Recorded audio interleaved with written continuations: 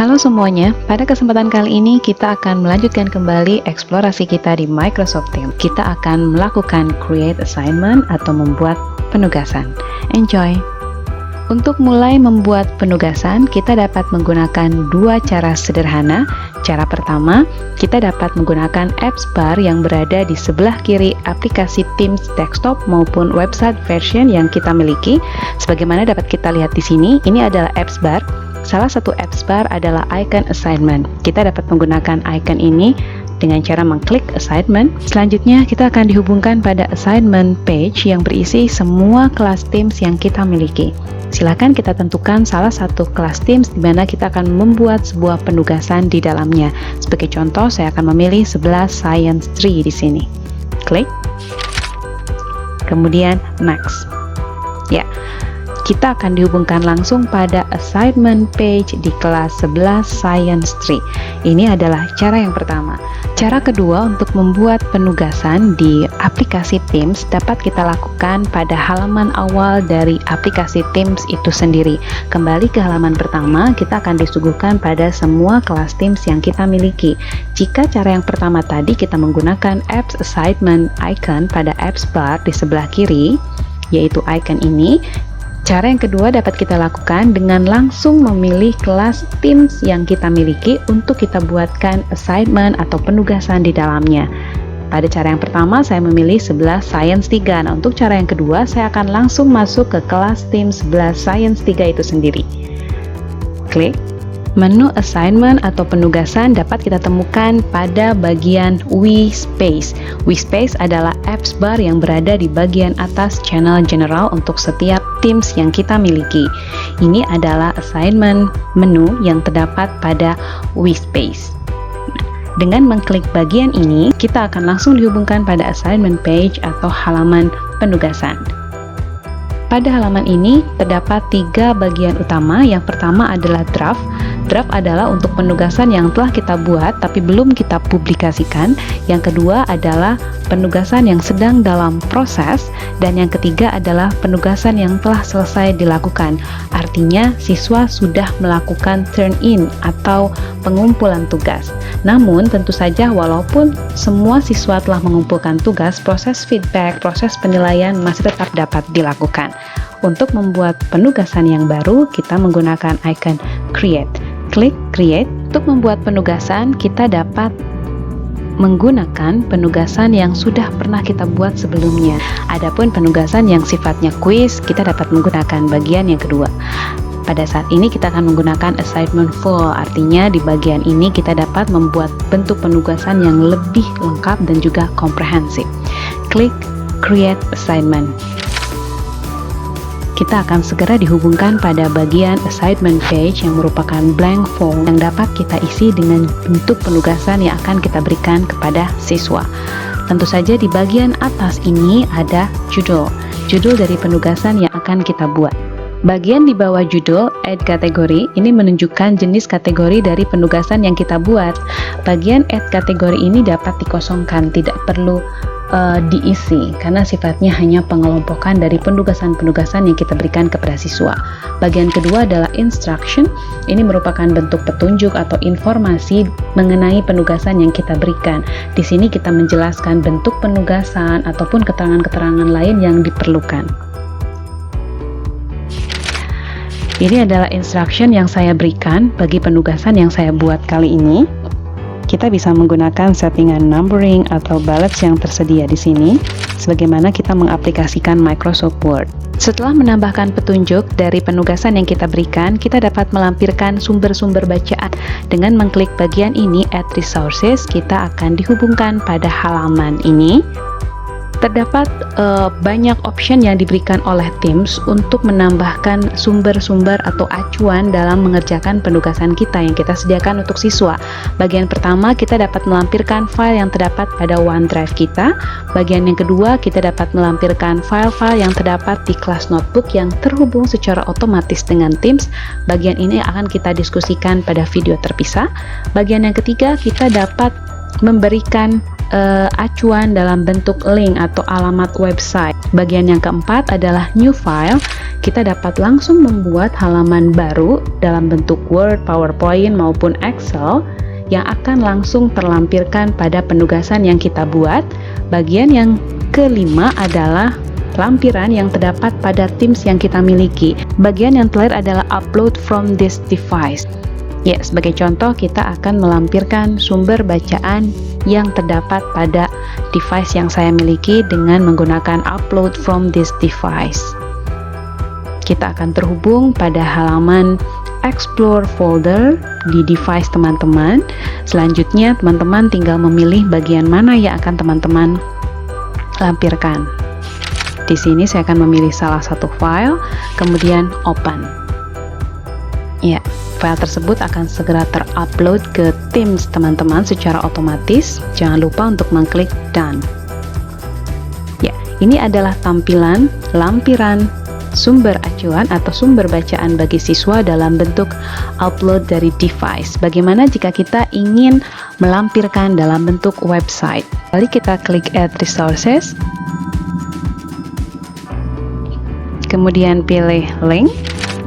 Di sini silahkan teman-teman tuliskan alamat website yang akan kita jadikan acuan atau sumber bagi siswa.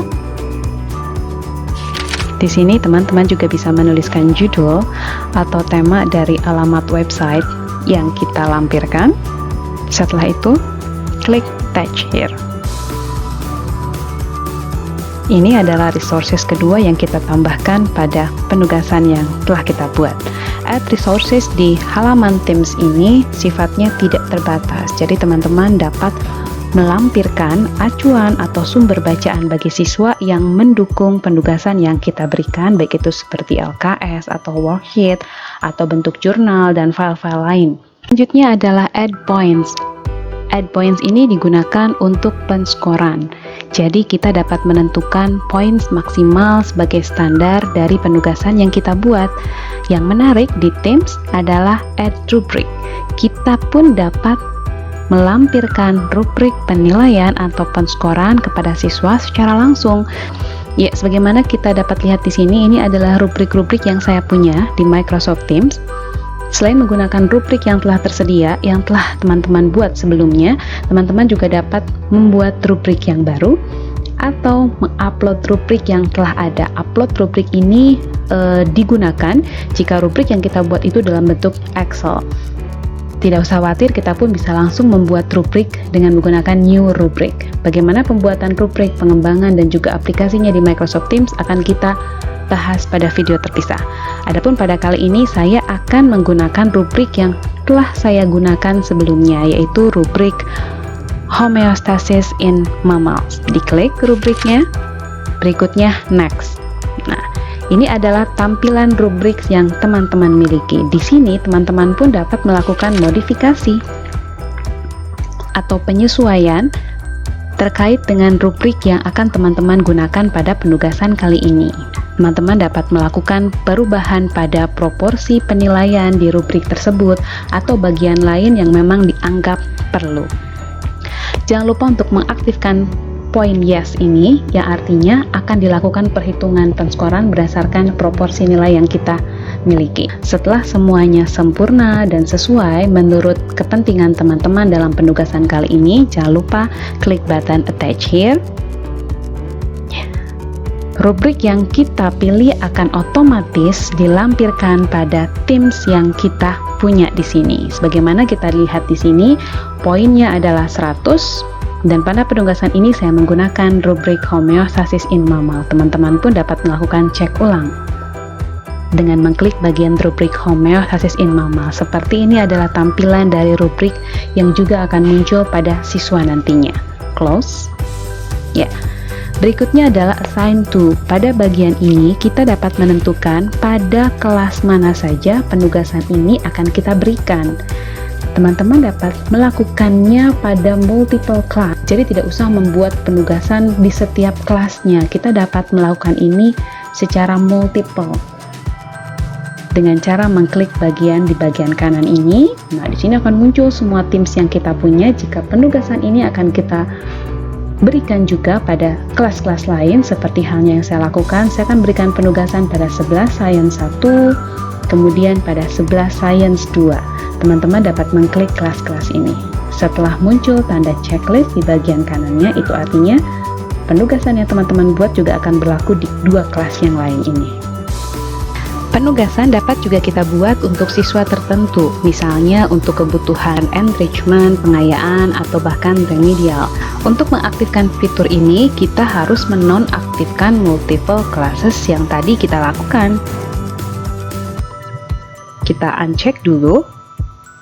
Oke, sampai akhirnya di sini hanya ada satu kelas. Nah, kemudian kita dapat memilih siswa. Jika tadi tugas yang kita buat untuk semua siswa di kelas tersebut dan juga dua kelas yang tadi saya tambahkan. Nah, sekarang karena settingannya telah saya ubah hanya untuk menjadi satu kelas, di sini kita dapat memilih siswa yang akan kita berikan penugasan kepada yang bersangkutan. Setelah ada tanda checklist berarti aktif, artinya dengan setting seperti ini penugasan yang kita buat hanya berlaku untuk dua siswa tersebut. Sangat berbeda dengan setting yang tadi kita lakukan dengan menggunakan multiple classes. Langkah selanjutnya adalah menentukan batas akhir pengumpulan tugas. Kita dapat men-setting batas akhir pengumpulan tugas dengan mengklik icon kalender ini. Kemudian kita pun dapat menentukan jam pengumpulan tugas tersebut.